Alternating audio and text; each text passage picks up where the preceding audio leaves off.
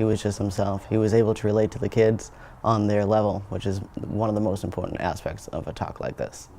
When we have public speakers inside of the school to talk to our students, it's very important that they know exactly what it is that they're talking about, and that's what Matt Clark brought to us, is a real-life story, his own story, that he could tell the students and that the students could relate to. Matt presents in such a way that is so raw and so connected to these kids that the message is supremely powerful.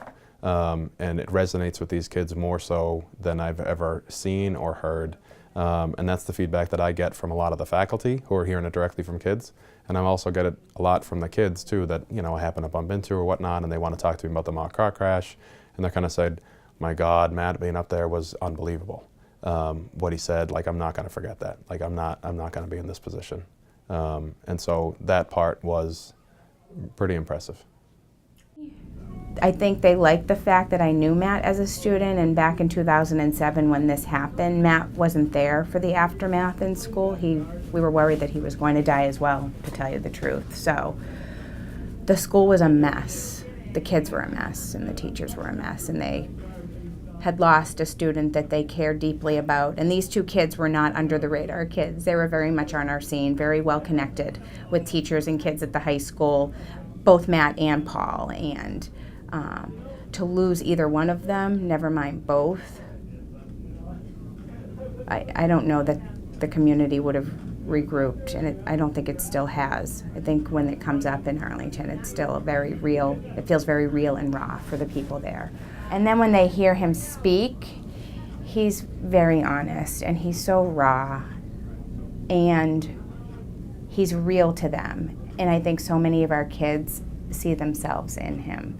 And so many of our kids have made the mistake that Matt has made. The only difference is they either haven't gotten caught or no one has been injured or killed as a result of their mistake. I think having Matt come up to the stage and say, I did this, I ended up in jail, and I'm living with this for the rest of my life, resonates with them on a very deep level.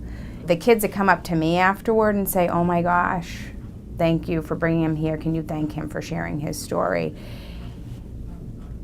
It's a lot of different kids that are deeply impacted by his story, his honesty, and his courage for getting up there. Matt just has that way about him that's just comforting. He gets on stage and all of a sudden he has 800 kids comfortable. And that's a big deal for high school kids. And when you can hear a pin drop the entire time he's speaking in a huge auditorium, you know he got them. He got them. I have worked with a number of speakers over the years. Matt Clark is by far one of the most effective when it comes to promoting the message, to sharing a message about highway safety in a way that is meaningful to the teenage driver.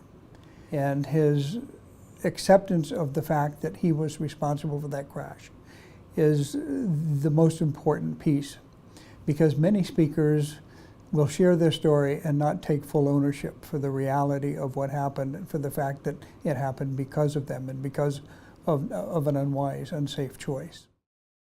As soon as Matt spoke, he compelled the audience. He was engaging.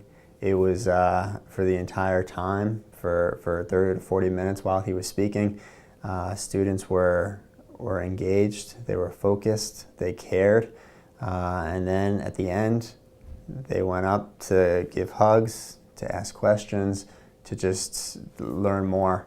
And again, there was an immediate effect on students, and I'm sure decisions that came thereafter as a result of listening to Matt.